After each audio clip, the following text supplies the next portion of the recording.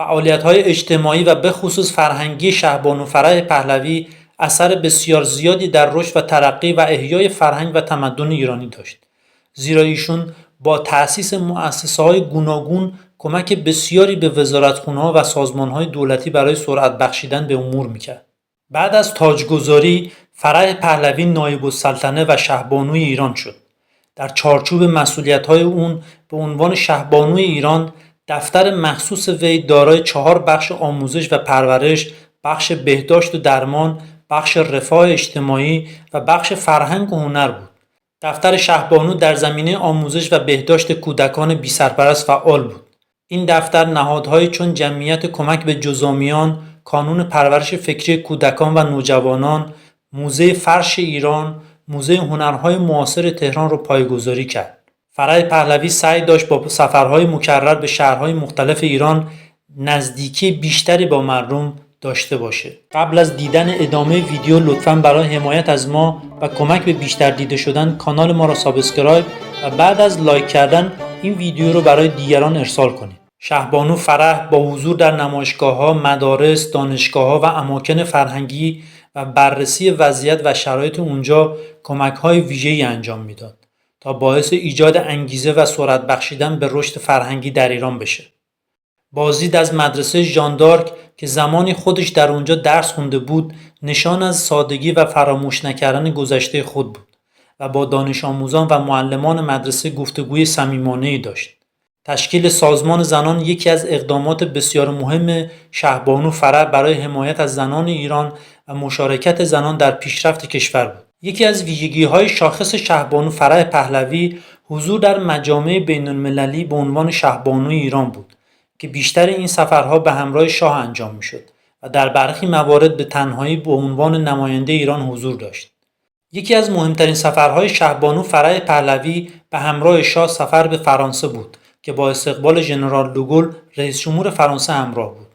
به همین منظور در کاخ الیزه استقبال بی‌نظیری از شاه و شهبانو فرح پهلوی انجام شد که تا الان همچین استقبالی از هیچ یک از مسئولین ایرانی نشده. شهبانو فرح در سفرهای خارجی خود تلاش داشت تا با بازدید از مراکز درمانی و فرهنگی و آموزشی کشورهای پیشرفته از جمله اروپا و آمریکا یا نمایشگاه‌ها و موزه‌ها مثل موزه لوور پاریس الگوی مناسبی برای ارتقای اماکن درمانی و فرهنگی و آموزشی ایران درست بکنه. ایجاد و تأسیس کانون پرورش فکری کودکان و نوجوانان از اقدامات بسیار مهم شهبانو فرح پهلوی بود و به دستور ایشون در تمام شهرهای کوچک و بزرگ ایران برای رشد فکری کودکان و نوجوانان متناسب با فرهنگ هر شهری ساختمان‌های مدرن و با تجهیزات کامل به عنوان کانون پرورش فکری کودکان احداث شد. کانون پرورش فکری کودکان و نوجوانان سازمانی فرهنگی و هنریه که برای پر کردن کمبود آثار و محصولات فرهنگی برای کودکان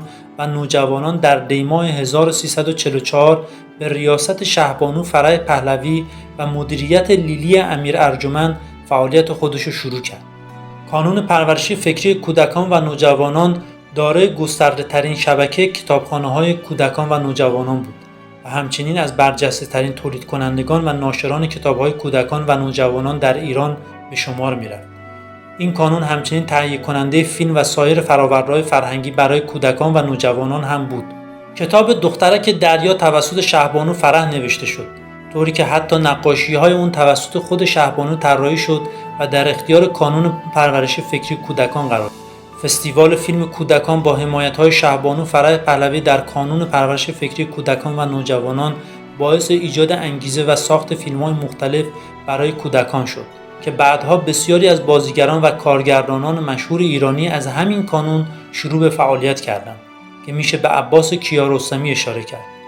آقای عباس کیارستمی که خیلی باعث تأسف شد که ایشون دیگه در میان ما نیست و چیزی که واقعا من گفتم و بغض گلومو فشرد اینه که ایشون نوشته بود که بعد از فوتش جنازه‌ش رو از کانون ببرن و واقعا به دل آدم خیلی خیلی میشینه اینو. من کانون پرورشی فکری کودک و نوجوان به عنوان یادگار شهبانو فرح پهلوی بعد از انقلاب 57 به عنوان شرکت دولتی و وابسته به وزارت آموزش و پرورش ایران به فعالیت خودش ادامه داد و تا به امروز هم در حال فعالیت هستش.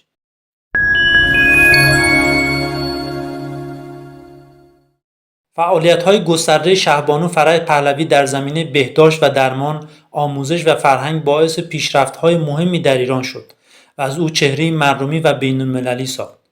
شهبانو فرح به خاطر علاقه بسیار بالا برای توسعه سریع کشور با حمایت‌های شاه تونست اقدامات اساسی در زمینه‌های مختلف انجام بده که تا امروز هم قابل مشاهده است. دفتر شهبانو فرح پهلوی در مرکز تهران محلی برای شنیدن صدای تمام زنان ایران برای رفع مشکلاتشون بود و روزانه زنان بسیاری برای دیدن شهبانو به اونجا مراجعه می‌کردند. تشکیل جمعیت خیریه فرح پهلوی که بعدها به شبانه روزی پهلوی تغییر نام داد از این اقدامات بود.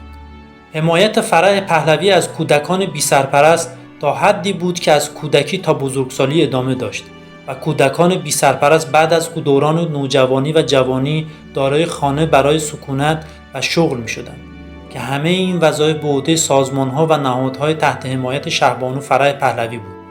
ایجاد و احداث مهد کودک برای کودکانی که پدر و مادرشون شاغل بودند یکی دیگه از دستاوردهای شهبانو فرح پهلوی بود.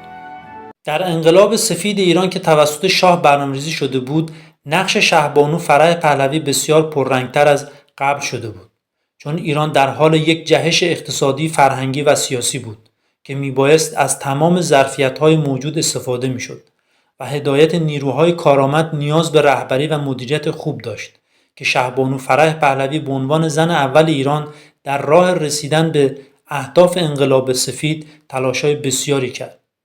با حمایت‌های زیادی که فرح پهلوی از زنان داشت، باعث حضور زنان دیگر در عرصه اقتصادی، فرهنگی و سیاست شد و زنان در رده‌های اول مملکتی مثل وزیر و سفیر دارای مسئولیت شدند. برای بیان بهتر نقش زنان میتوان به این آمار مهم اشاره کرد. 21 نماینده زن در مجلس شورای ملی حضور داشتند و 2 سناتور و 2 معاون وزیر زن مشغول کار بودند. 1600 زن کاندیدای نمایندگی شورای شهر شده بودند. در این دوران بیش از 140,000 کارمند زن در ادارات دولتی مشغول به کار بودند که بیش از 1600 شغل مدیریتی به زنان واگذار شده بود و بیش از 2 میلیون زن در شغل‌های خدماتی مشغول به کار بودند. فقط در دانشگاه بیش از 1800 استاد دانشگاه زن وجود داشت که بیشتر اونها از دانشگاه مهم دنیا فارغ التحصیل شده بودند. با حمایت‌های شهبانو فرح پهلوی حضور زنان در رشته‌های مهندسی، دندانپزشکی و پزشکی و تخصص‌های زنانه پرستاری بسیار پررنگ شده بود. اعطای حقوق مساوی به زنان در انقلاب سفید شاه را می‌توان یکی از مترقی‌ترین گام‌ها برای برابری زن و مرد دونست که با مخالفت‌های بسیار مواجه شده بود. جمعیت شیر و خورشید سرخ، سازمان خدمات شاهنشاهی و بسیاری از ادارات دیگر از حمایت‌های فرح برخوردار بود.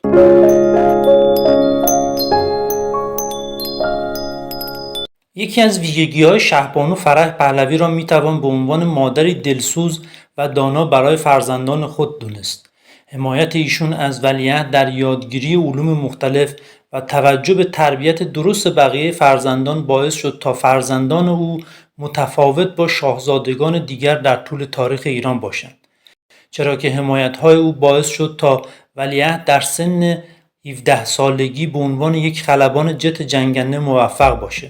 شهبانو فرح پهلوی برای کنترل و ریشه‌کن کردن بیماری جذام در ایران بسیار تلاش کرد و جمعیت حمایت از جذامیان ایران توسط شخص شهبانو فرح پهلوی تأسیس شد و برای این منظور 2 مرکز در تبریز و مشهد ساخته شد و پزشکان هندی و فرانسوی و راهبه‌های مسیحی در اداره این مراکز نقش بسیار زیادی داشتند تا بعدها با آموزش‌هایی که داده شد پزشکان و پرستاران ایرانی هم کمک کردند.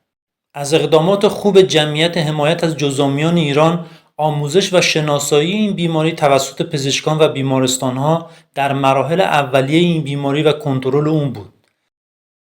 اولین برخورد من با جذامیان بود و واقعا محیط خیلی ناراحت کننده بود. غیر از یک چند کشیش خارجی و راهب خارجی تقریبا هیچ پزشک یا پرستار ایرانی در اونجا نبود.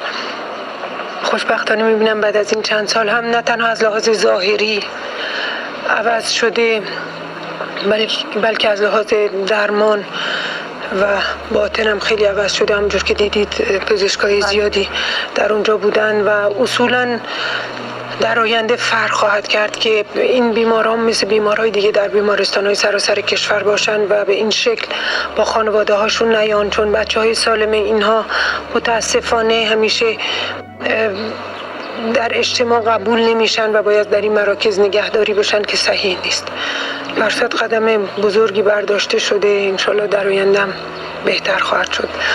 از اقدامات مهم دیگه شهبانو فرح پهلوی میتوان تأسیس موزه فرش ایران، تأسیس موزه نگارستان در مورد هنر دوره قاجار، موزه آبگینه، موزه رضا عباسی و موزه قوام السلطنه دونست.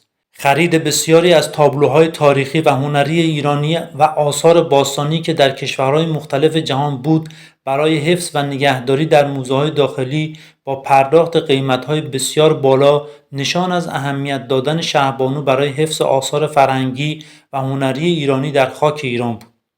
شهبانو فرح دستور داد تا موزه هنرهای معاصر ساخته بشه تا باعث حمایت از آثار هنری هنرمندان معاصر باشه. بسیاری از آثار هنرمندان معاصر خریداری و در این موزه نگهداری شد. تالار رودکی در سال 1346 خورشیدی با هدف اجرای کنسرت‌های موسیقی ایرانی و اروپایی به ابتکار فرح پهلوی بنا شد و برنامه‌های بسیار باشکوهی در آن با حضور هنرمندان مختلف برگزار شد.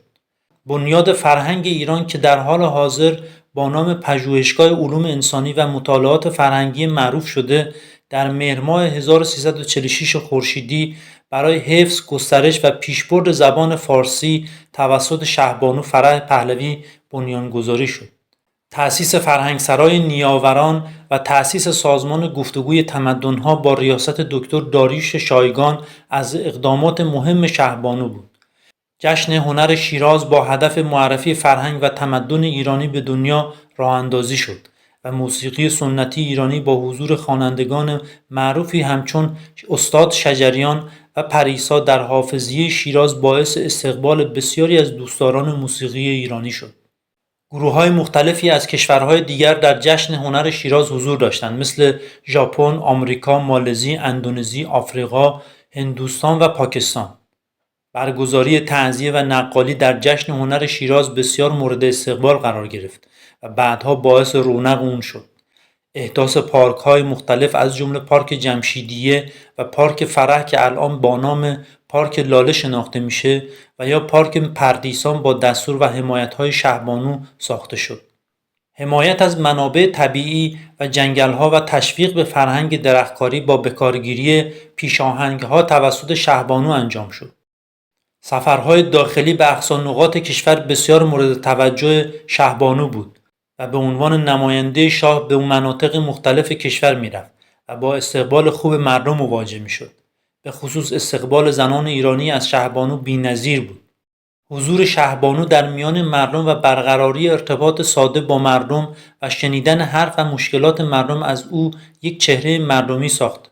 در بندرعباس در کانون پرورش فکری کودکان و نوجوانان برای شهبانو فرح کارت عضویت صادر شد و پس از ثبت نام و نام خانوادگی ایشون آدرس شهبانو به پیشنهاد او جمله همه ایران سرای منه ثبت شد.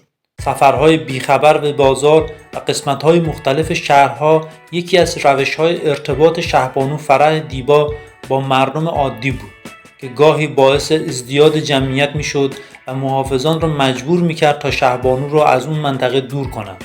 حتی گاهی اوقات به صورت سرزده به روستاهای مختلف کشور میرفت و با مردم صحبت میکرد و مردم این مناطق با ناباوری و تعجب از مشکلاتشون با شهبانو صحبت میکردند، مثل سفر به کردستان و یا سیستان و بلوچستان. در سفر به چین یکی از باشکوه‌ترین استقبال‌ها از شهبانو فرح اتفاق افتاد، زیرا کیلومترها در خیابان‌های پکن مردم چین به استقبال ایشون اومده بودند.